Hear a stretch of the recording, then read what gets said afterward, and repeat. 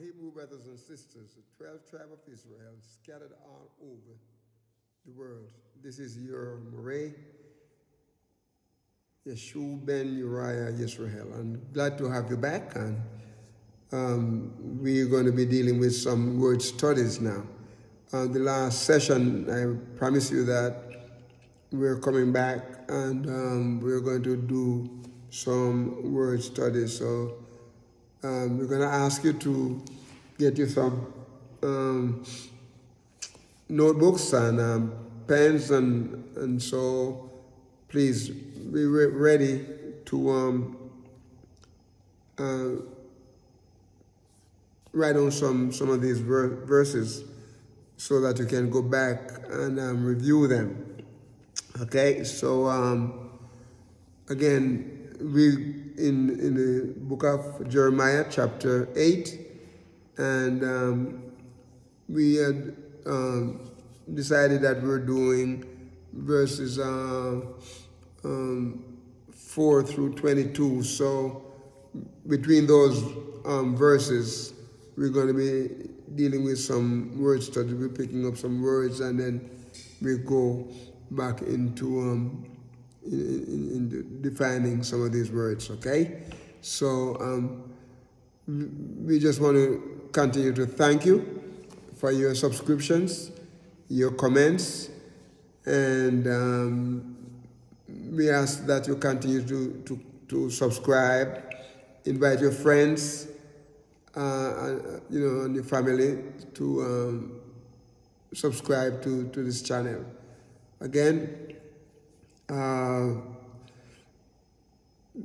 the verse study is going to be taken from Jeremiah chapter 8, and we're starting out in verse 4. And so we're going to choose a couple of words from verse 4, okay? All right, and the word that we're going to be talking about there is 2 words in verse 4, and that's turn away and also return.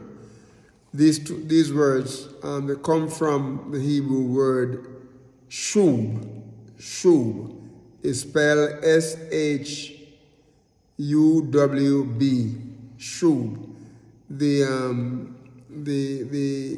Hebrew word letters, the letters that make up the Hebrew word is Shin, Vav, and Bet, meaning to turn back, away, not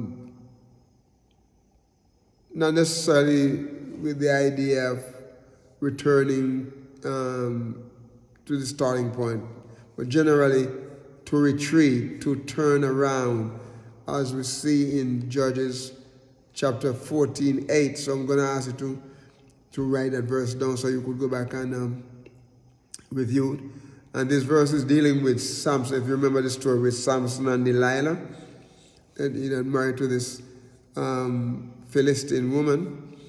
And so if you remember the whole story, when his parents were, talking to him about it, because remember, Samson was at birth, he was dedicated to Yahweh, to be a Nazarite.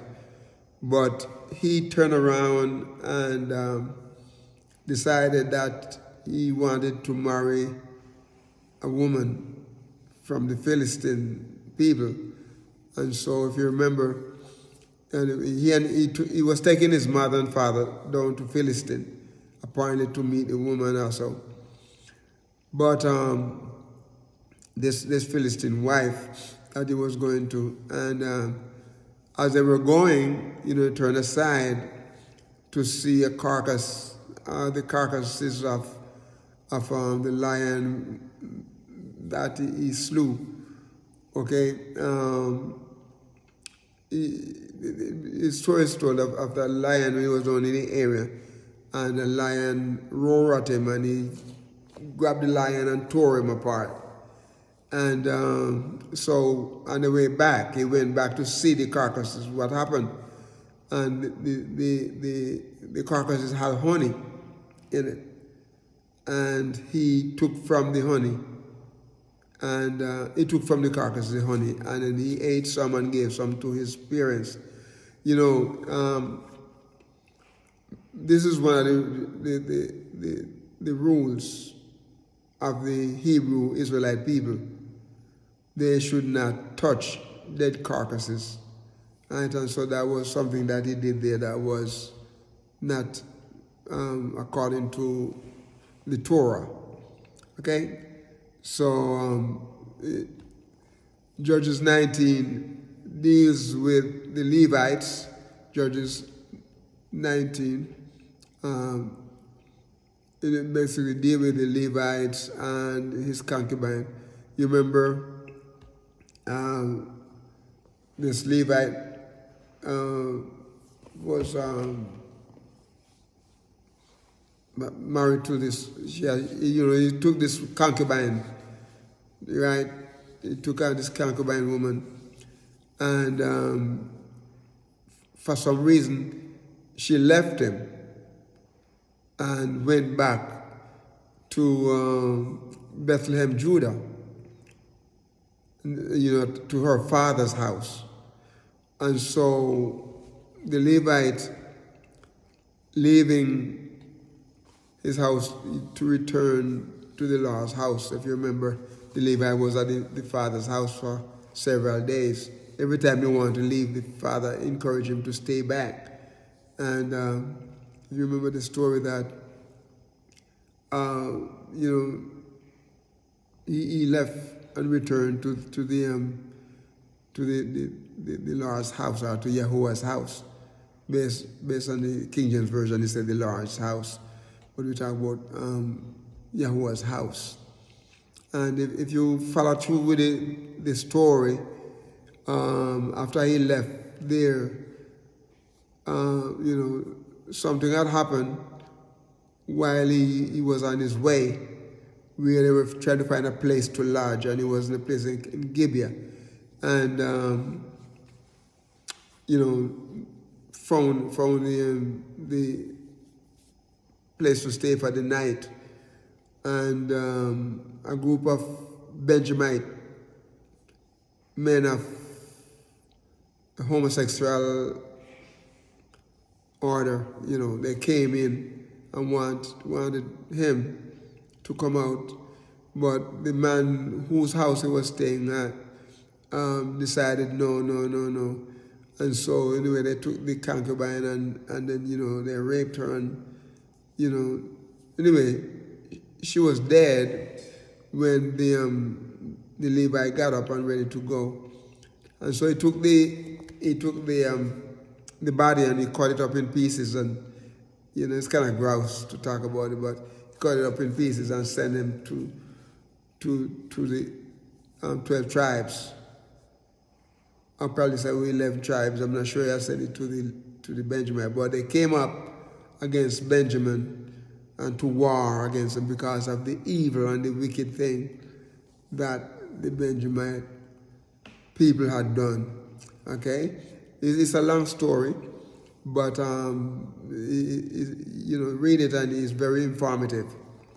Okay, in 2 Samuel chapter 6:20, it deals with David's returning to bless his house after bringing back the ark of Yahuwah from the house of Abinadab in Gibeah. So remember that verse, 2 Samuel 6:20, so please write that down. Okay? We're talking about Shuwb, turning away, return. Okay, the spiritual turn. We talk about the spiritual turn. Numbers chapter 14:43 deals with the Hebrew Israelite falling by the sword because they have turned away from Yahuwah. Okay, and another verse is